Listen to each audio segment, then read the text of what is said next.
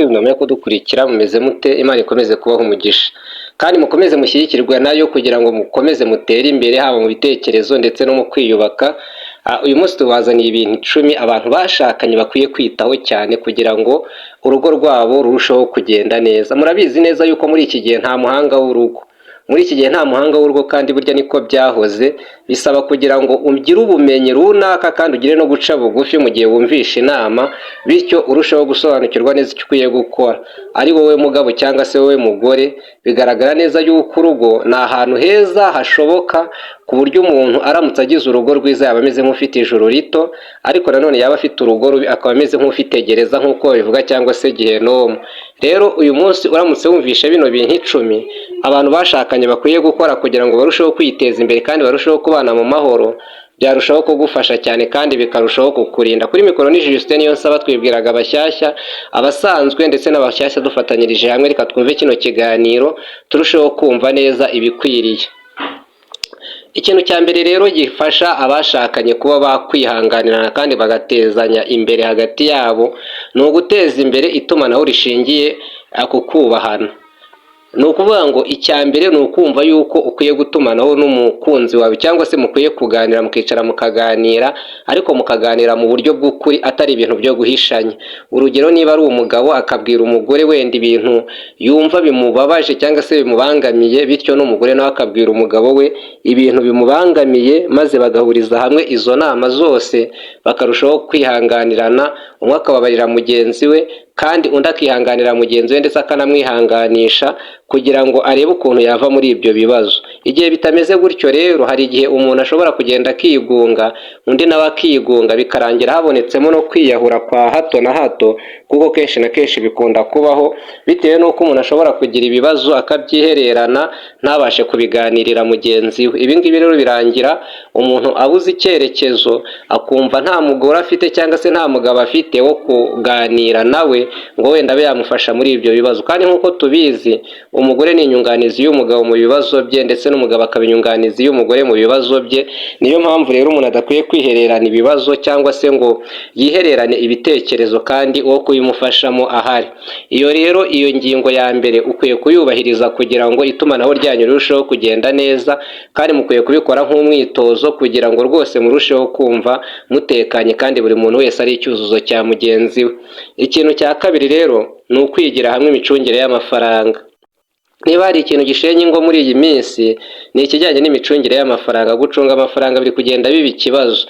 Mu bukene abantu bararyana, ariko no mu bukire abantu bararyana ndetse bakagera n'ubwo batandukana.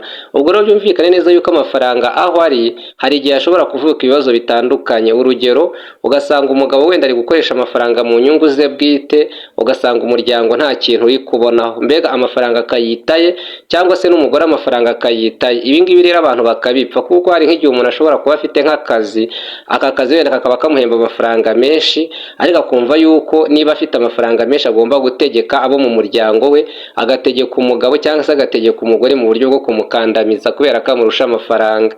Ibi rero bihinduka ikibazo gikomeye cyane iyo abantu batabyitondeye. Ubwo rero bisaba kugira ngo abantu bicare baganire, kabone n'ubwo wenda mugenzi wawe yaba adafite amafaranga ahagije, uba ukwiye kumubera inyunganizi, kuko n'ubundi uri inyunganizi ye, mwasezeranye kuvanga byose. Niba watarabona akazi wowe ukaba ugafite, wenda ukaba uri guhaha muri iyi minsi, ntabwo ukwiye kubigira urwitwazo ngo usuzugure abagize umuryango. Rero kwigira hamwe ibijyanye n'imicungire y'amafaranga ndetse n'uburyo bwo kutayasesagura, kuko hari n'igihe amafaranga ashobora kuza mu rugo ariko ugasanga muri kuyasesagura, cyangwa se ugasanga undi ari kuyakoresha mu nyungu ze bwite, yajyana mu busambanyi, yajyana mu businzi. Ibi ngibi ntabwo biba bikwiriye ku bintu bijyanye n'umuryango. Bisaba rero kugira ngo mwicare mwongere muganire, mutekereze ngo mbese umuryango wacu tukwiye kuwubaka gute, mu gihe dufite ubushobozi bw'amafaranga dukwiye kuyakoresha dute. Ikintu cya gatatu rero ni ukwiga gukemura amakimbirane mu mahoro. Bizwi neza yuko buri rugo rwose rugira amakimbirane, nta rugo rutayagira pe. Guhera ku mwami kugeza ku muntu woroheje, amakimbirane mu rugo araboneka, kuko twese turi abantu kandi ntabwo dutunganye. Ni ukuvuga ngo ntabwo turi abamarayika, niyo mpamvu tugomba kugirana amakimbirane. Ariko amakimbirane nubwo twayagira, dukwiye kongera guca bugufi tukumva inama. Niba mugenzi wanjye namubabaje cyangwa se mugenzi wawe wamubabaje, akwiye kuza akagusanga akakubwira ikosa ryawe, kandi nawe ntumutwame ngo wihagarareho, kuko kwihagararaho burya bituma ugwiza ibicumuro byinshi. Buriya iyo umuntu akunda kugira amakosa abantu bakamushyigikira kubera nyine kumutinya, ejo arongera akayakora, ejo bundi akongera akayakora, ibintu bikarushaho kuzamba. Rero kwiga gukemura amakimbirane mu mahoro nabyo byabafasha cyane, ndetse bigatuma urugo rwanyu rurushaho gutera imbere. Nta rugo rutazagira ibibazo, ariko nanone kwicara mukongera mukabikemura byarushaho kubabera byiza cyane kuruta kuguma muryana kandi nyamara ikibazo gihari. Ni mugikemure kiveho, urugo rwanyu rwongere rutekane. Ikintu cya kane ni ugushyira imbere umwanya wo kuganira ndetse no kwiyubaka. Ni ukuvuga ngo igihe icyo ari cyo cyose muba mukwiye kugira ibiganiro, imishyikirano rwose ihoraho, nk'uko udasiba kureba kuri telefone yawe cyangwa se udasiba kumara igihe runaka utavuganye n'inshuti ukunda. Burya inshuti yawe ya mbere ni umugabo wawe, inshuti yawe ya mbere ni umugore wawe. Buriya usibye Imana iza ku mwanya wa mbere, wenda iyo dusaba ibintu bya buri munsi uko bwije n'uko bukeye, ibindi bintu ukwiye kubisaba umugore wawe. Ibintu bihenze kuri iyi si ukwiye kubisaba umugore wawe cyangwa se ukabisaba umugabo wawe. Nta wundi muntu ufite ibintu bihenze yaguha, kuko icya mbere ushobora kumusaba umubiri we mu rwego rwo kwishimisha, kuko n'ubundi abenshi nicyo bashakanira kugira ngo babashe gukora ishimisha mubiri ryabo hagati yabo. Ibi ngibi rero nta wundi muntu wabisaba, nicyo kintu gihenze kurusha ibindi. Amafaranga ushobora kuyaguza undi ntihagire ikibazo kibaho, ariko ibi ngibi bijyanye no gushimisha umuntu mu buryo bw'amarangamutima, ibi bikorwa hagati y'umugore n'umugabo. Niyo mpamvu rero usibye gusaba Imana amahoro n'ibindi bitandukanye, ibindi byose bihenze kuri iyi si ushobora kubisaba umugabo wawe cyangwa se umugore wawe, bikarushaho kugenda neza. Rero gushyira imbere umwanya wo kuganira ni ikintu cy'ingenzi, kandi noneho mukagira na gahunda yo kwiyubaka. Atari ukuganira gusa, ahubwo mugashaka n'ikintu cyabateza imbere mu rugo rwanyu. Niba hari uyu munsi mudafite ikintu runaka, mukagerageza kugipangira kugira ngo mu minsi iri imbere wenda namwe muzabe mugifite. Uyu munsi mwagitiraga, ariko ejo bundi muzaba namwe mugifite ndetse muri kwe no kugitiza. Rero biba bisaba kugira ngo muganire ariko mufite n'intego y'aho ikiganiro cyanyu kiganisha. Ikintu cya gatanu rero abashakanye bakwiye gukora kandi cyabafasha muri ubu buzima ni ukwiyemeza kubwizanya ukuri. Iki kintu rwose cyo kubwizanya ukuri kiri kugenda gisa nk'igikendera mu bashakanye, aho umuntu ashobora kugenda akaba afite ikintu cyamubaze cyangwa se ikintu cyamunaniye cyangwa se ikintu kibi agenda ashaka gukorera mugenzi we, urugero nko kumuca inyuma, cyangwa se ugasanga wenda afite ibindi bibazo runaka, cyangwa se nko guhisha umutungo. Ugasanga umugore afite umutungo utazwi, kandi iyo umuntu afite umutungo utazwi ahora n'ikidodo cyo kuvuga ngo mbese abantu naragijeho umutungo wanjye bashobora kuzampemukira kandi umugabo wanjye ntago abizi. Ndetse n'umugabo nawe akabigenza gutyo, akavuga ati abantu naragije umutungo wanjye bashobora kuzampemukira kandi umugore wanjye ntago abizi. Ibi ngibi rero bikamutera ikidodo gihoraho, bigatuma rwose ahorana umutima uhagaze, bitewe n'uko ntago yabwiye umugore we ibijyanye n'umutungo, ntago yabwiye umugabo we ibijyanye n'umutungo. Ikindi kandi ushobora kuba uca n'umugabo wawe inyuma cyangwa se umugore wawe inyuma. Ibi ngibi nabyo rwose ukwiye kwihana ukabizibukira, ukavuga uti rwose umugore wanjye ndagukunda, kandi ukabivuga rwose ubikuye ku mutima. Ukamenya neza yuko ushobora kubeshya umuntu ariko Imana utari kuyibeshya, udashobora kuyibeshya namba, kuko Imana yo ibizi neza aho wirirwa, ibizi neza ibyo wirirwamo. Niyo mpamvu rero kubeshya umuntu ntacyo byakumarira. Kandi nawe waba uri umugore ukabwiza umugabo wawe ukuri, ukamubwira uti mugabo wanjye ndagukunda, ni ukuri nta wundi nzakubangikanya nawe, ariko ukabivuga kuko ubivuze atari ibintu byo gukina cyangwa se gushaka kumushyeshyenga kugira ngo ugire icyo umukuraho. Ikintu rero cya gatandatu abashakanye bakwiye gukora ni ukugira intego rusange z'urugo. Ni ukuvuga ngo mu rugo iyo hatangiye kubonekamo amacakubiri, buri muntu wese akagira intego ye, undi akagira intego ye, bano bantu ntaho bahuriza. Hari igihe umuntu ashobora kuvuga ati ngewe ndashaka kugura inka, undi ati ndashaka kugura intama. Ibi ngibi rero birakwiye pe mu rugo rwanyu, ariko biba bisaba kugira ngo mumanze mufate umwanzuro ku kintu kimwe, mukizane mu rugo rwanyu ariko mwese mugitekerejeho. Naho kugira ngo umuntu wese agire ibye, ibi ni iby'umugore, ibi ni iby'umugabo, iyi modoka ni iy'umugore, iyi ngiyi ni iy'umugabo, birashoboka cyane ko muba mufite imodoka ebyiri ariko imodoka zanyu zose ni iz'urugo. No kuvuga ngo umugore ashobora kugenda mu modoka y'umugabo ntacyo byatwara, n'umugabo akagenda mu modoka y'umugore ntacyo byatwara, kuko ni izanyu mwese. Nimba atari iz'imirimo wenda mukora ari mwebwe mwaziguriye, ni ukuvuga ngo mwese muzifiteho uburenganzira. Ikindi kandi niba nkije mu rugo utitaye ku muntu watanze umushahara we ngo kugira ngo iyo nka igurwe, iyo nka ni iyanyu mwembi. Niba umugabo ari we watanze amafaranga wenda iyo nka ikagurwa, ariko ayo mafaranga ni ayanyu mwese, ni ay'umuryango. kandi niba umugore ari we wayiguze, ntabwo akwiye kuyitiye ngo agume atoteza abagize umuryango. Mwese inka ni iyanyu, muba mukwiye kuyigiraho uburenganzira bungana. rero ikintu kijyanye no kugira intego rusange ni ikintu rwose gikwiriye, mukagira konti imwe, mukagira ububiko bumwe, kandi buri muntu wese akagira uburenganzira ku mutungo, mukagira uburenganzira ku mutungo, mukagira uburenganzira ku bana, mukagira ku burenganzira ku byo mwashakanye, mukagira uburenganzira ku kuzana abashyitsi mu rugo mwese, mbega buri muntu wese ntihagire uhezwa muri abo bose. Rero buri muntu wese ku rwego ruhande akwiye kumenya ngo kugira intego rusange y'urugo ni ikintu cyiza, tudagiye mu bintu by'amacakubiri ngo umuntu wese yumve yuko yakora ikintu cye cyihariye. Ibi ntabwo byaba ari byiza cyane. Ikintu cya karindwi abashakanye bakwiye gukora ni ukwakira inama z'inzobere, urugero nk'abajyanama b'ingo. Ni ukuvuga ngo birakwiye cyane yuko niba hari ibintu byabacanze, byabananiye, birashoboka cyane yuko abantu babiri badashobora guhuza, ariko haboneka abajyanama bakabagira inama nziza. Burya muri ubu buzima hariho abantu benshi baciye mu bibazo turi kunyuramo uyu munsi, ariko bakaba barabyitwayemo neza. Mu gihe twebwe rero tubigezemo, tuba dukwiye kubiyambaza kugira ngo nabo batugire inama.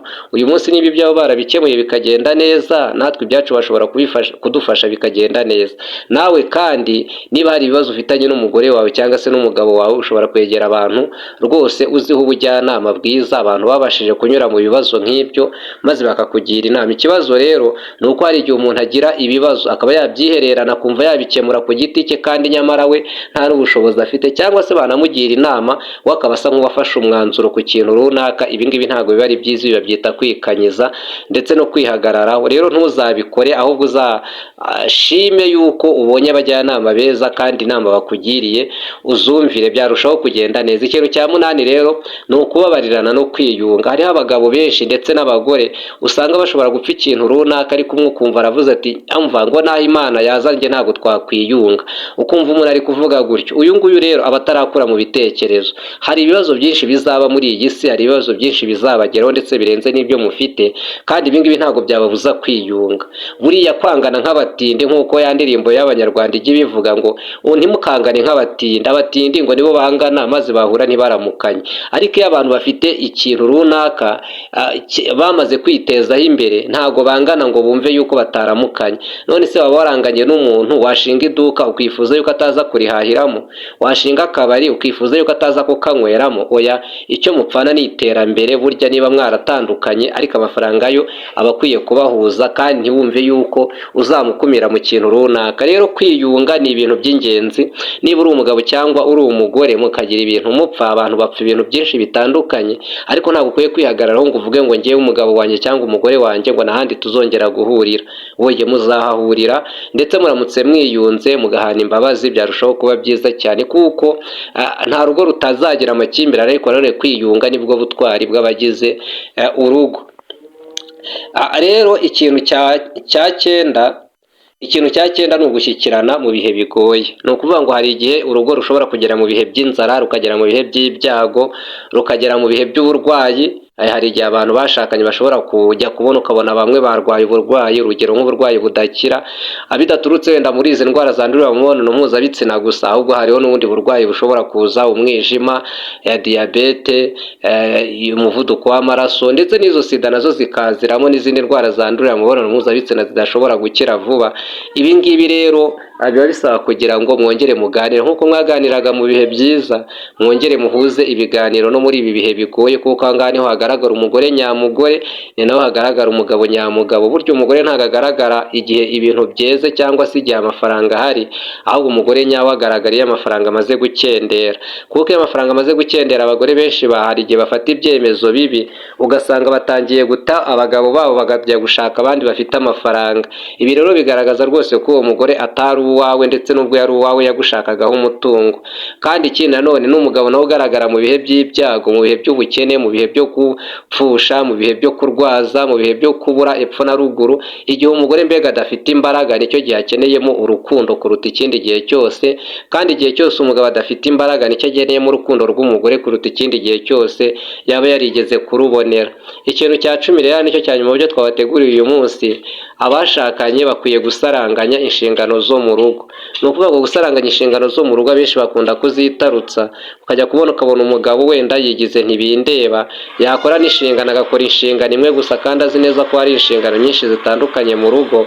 Ibi ngibi ntabwo bikwiriye ku muntu w'umugabo, kandi n'umugore nawe ugasanga inshingano zimwe na zimwe ari gushaka kuzitarutsa, ariko nyamara baramutse bemeye gusaranganya inshingano, kurera abana bakabifatanya, gushaka ibitunga urugo bakabifatanya, kwakira abashyitsi bakabifatanya, kwita ku miryango yabo bakabifatanya, mbega ikintu icyo ari cyo cyose bakemera kugifatanya, buri muntu wese agafata inshingano ye, ibi ngibi byarushaho kugenda neza. Gufatanya inshingano zo mu rugo rero nabwo ni ubutwari, usibye ko bisigaye binanira benshi, ariko nyamara ku muntu wagerageze kubishobora ndetse no kubikora, hari igihe usanga rwose urugo rwe rutekanye. Rero ibi byari ibintu 10 twareberaga hamwe, cyane cyane byafasha abashakanye kuba bakemura amakimbirane ndetse bakabana no mu mahoro. Sinzi niba hari ikibazo waba ufite, watwandikira muri comments kugira ngo turusheho gufatanyiriza hamwe, kandi ushobora kuba uri mushyashya kuri iyi channel aribwo bwa mbere twumvise, ugashima ibiganiro byacu ukifuza yuko tuzabana no mu biganiro biri imbere, ushobora gukora subscribe ugafungura n'inzogera kugira ngo na video y'ubutaha izakugereho mu bambere. Ureba aho handitseho notification ukahakanda, bityo igihe twaproduce ikiganiro kikakugeraho, cyangwa ukabona notification ikubwira yuko ikiganiro cyagezeho. Ikindi kandi ushobora gukanda like, ushobora no gusharinga kino kiganiro ku nshuti zawe. Icyo twifuriza ingo nuko rwose mwagira amahoro n'imigisha, kandi mukabana mukababarirana igihe havutse ibibazo, kugira ngo iterambere ry'urugo rwanyu rirushaho kugenda neza. Kuri mikoro Justin Niyonsaba, mukomeze mugire amahoro naho ubutaha.